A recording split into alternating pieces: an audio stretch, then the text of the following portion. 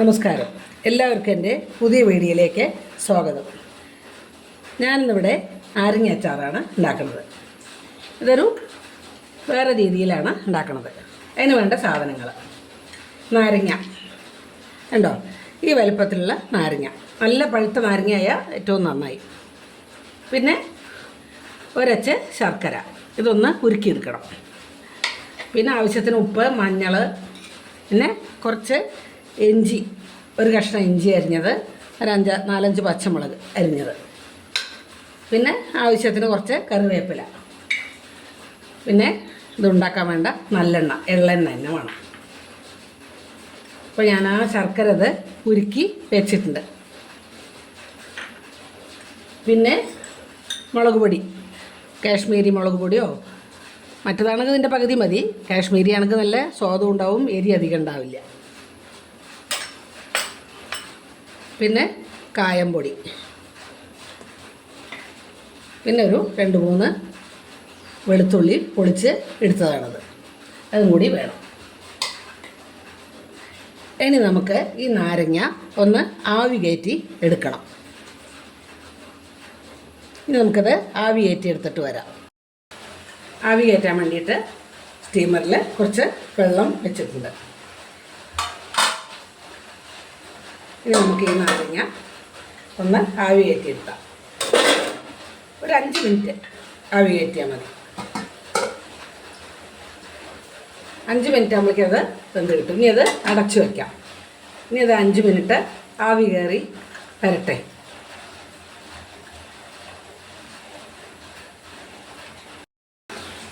ഈ നാരങ്ങ ഒരു 5 മിനിറ്റ്, 5-6 മിനിറ്റ് ആവി കയറി വന്നിട്ടുണ്ട്. നല്ലപോലെ മയപ്പെടുത്ത് കിട്ടിയിട്ടുണ്ട്. ഇത്ര നേരം മതി. ഇത് നമുക്കിനി നുറുക്കിയെടുക്കണം. 4 ഇത് കയറിയിട്ട് നുറുക്കിയെടുത്തിട്ട് വരാം. അപ്പോൾ ഈ നാരങ്ങ ഇതേപോലെ നീളത്തിൽ നുറുക്കിയെടുത്തിട്ടുണ്ട്. അത് എപ്പോഴും ആവി കയറ്റുന്ന കേട്ടോ നല്ലത്. ഈ നാരങ്ങയുടെ കയ്പ്പ് അധികം ഉണ്ടാകും. വെള്ളത്തിലിട്ട് തിളപ്പിച്ചാൽ നാരങ്ങയ്ക്ക് കയ്പ്പ് കൂടും. ഇനി ഒരു പാന് അടുപ്പത്ത് വെച്ചിട്ട് അതിലേക്ക് കുറച്ച് നല്ലെണ്ണ ഒഴിച്ചു കൊടുക്കുക. ഒരു 1.5 ടീസ്പൂൺ മതി.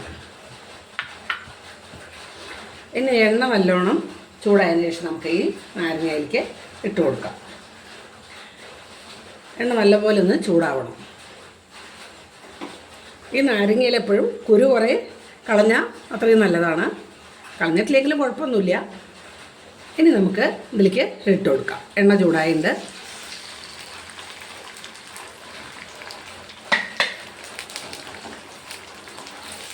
ഒന്നിങ്ങനെ വഴറ്റി കൊടുക്കാം.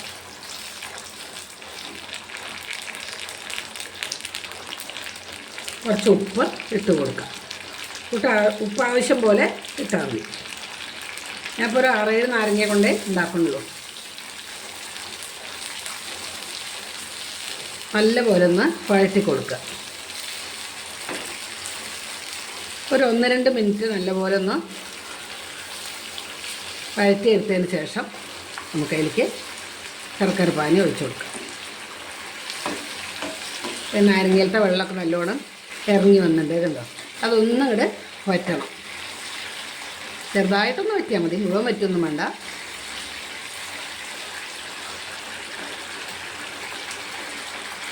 ഇനി അതിലേക്ക് കുറച്ച് ശർക്കര പൊടിച്ചായാലും മതി കേട്ടോ. ഒരച്ച ശർക്കര ഉരുക്കിയതാണത്.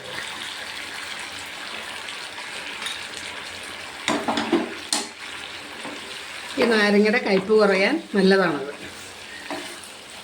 കുറച്ച് ശർക്കര ഇട്ട് കൊടുത്താൽ നല്ലതാണ്. കല്ലില്ലാത്ത ശർക്കരയാണെങ്കിൽ ശർക്കരപ്പൊടി ഇട്ട് കൊടുത്താൽ മതി. നല്ലപോലെ ഒന്ന് കുറുകി വരണം.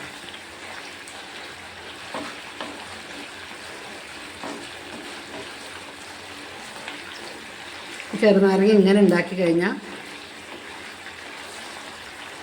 നല്ല സ്വാദാണ്. പലവിധം ഉണ്ടാക്കാം കേട്ടോ, വറുത്തിട്ടുണ്ടാക്കാം. പക്ഷെ അതിനേക്കാളിലൊക്കെ നല്ലത് ടേസ്റ്റായിട്ട് തോന്നി, എല്ലാവർക്കും ഇഷ്ടപ്പെട്ടത് കാണും. ഇതിൻ്റെ മുമ്പേ ഞാൻ ഉണ്ടാക്കി വെച്ചിട്ടുള്ളത്. നല്ല പോലെ ഇതുപോലെ ഒന്ന് കുറുകി വരണം.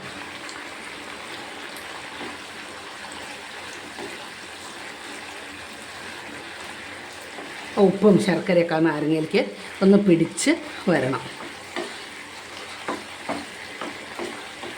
എന്ത് നമ്മൾ ഉണ്ടാക്കുമ്പോഴും നല്ല സ്വാദോടു കൂടി ഉണ്ടാക്കിയാലേ എല്ലാവർക്കും അത് കഴിക്കാൻ നല്ല ഇഷ്ടമുണ്ടാവും.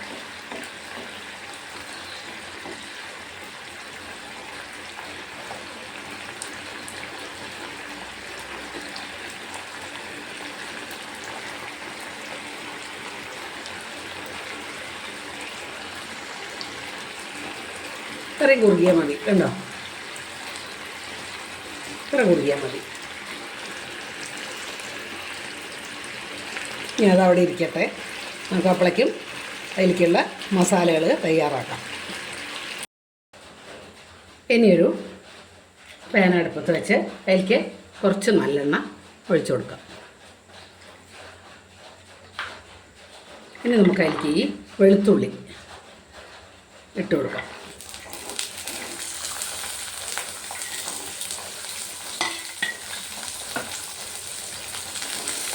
വെളുത്തുള്ളി നല്ലപോലെ ഒന്ന് വഴറ്റിയെടുക്കണം. കുറച്ച് നേരം ഒന്ന് വഴറ്റി എടുക്കുന്നത്.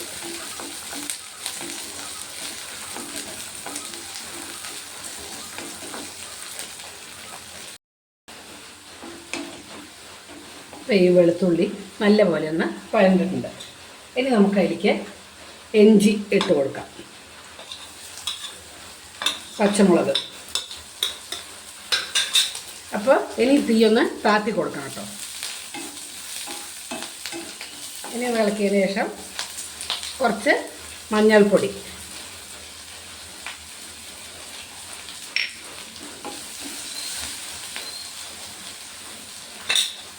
പിന്നെ കറിവേപ്പില,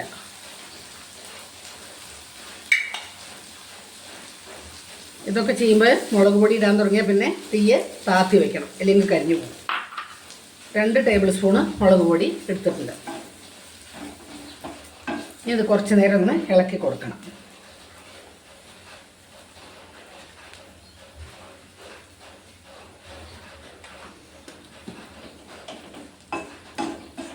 കരിയാതിരിക്കാൻ വേണ്ടിയിട്ടാണ് തീയെ താത്തി വെച്ചത്.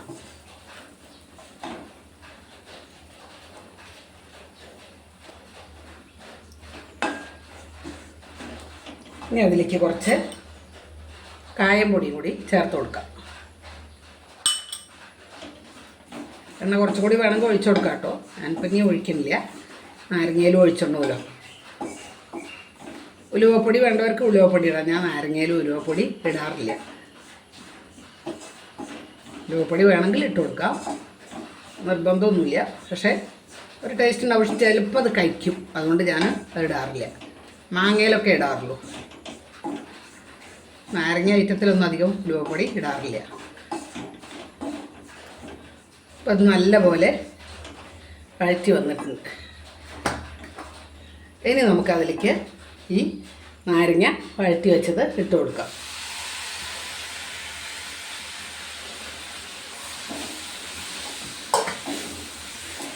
എല്ലാം കൂടി നല്ലപോലെ ഒന്ന് വഴറ്റി എടുക്കാം.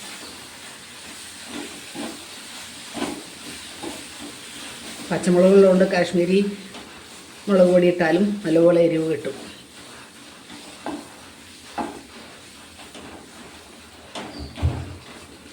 ഇതൊരു കുറച്ച് ദിവസം 4 ദിവസം ഇരുന്ന് കഴിക്കുമ്പോഴാണ് അതിൻ്റെ സ്വാദ് കിട്ടുക.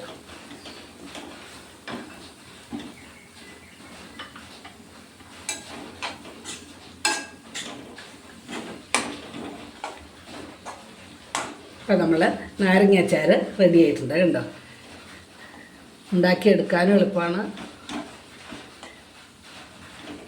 നിങ്ങൾക്ക് എൻ്റെ ഈ നാരങ്ങ അച്ചാർ ഇഷ്ടമായെങ്കിൽ സബ്സ്ക്രൈബ് ചെയ്യണേ, ലൈക്ക് ചെയ്യണേ, ഒന്ന് ഷെയർ ചെയ്യണം.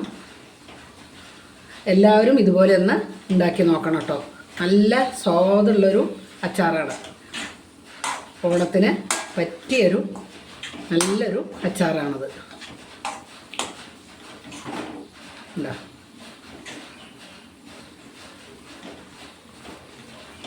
അച്ചാർ ഇവിടെ റെഡി ആയി.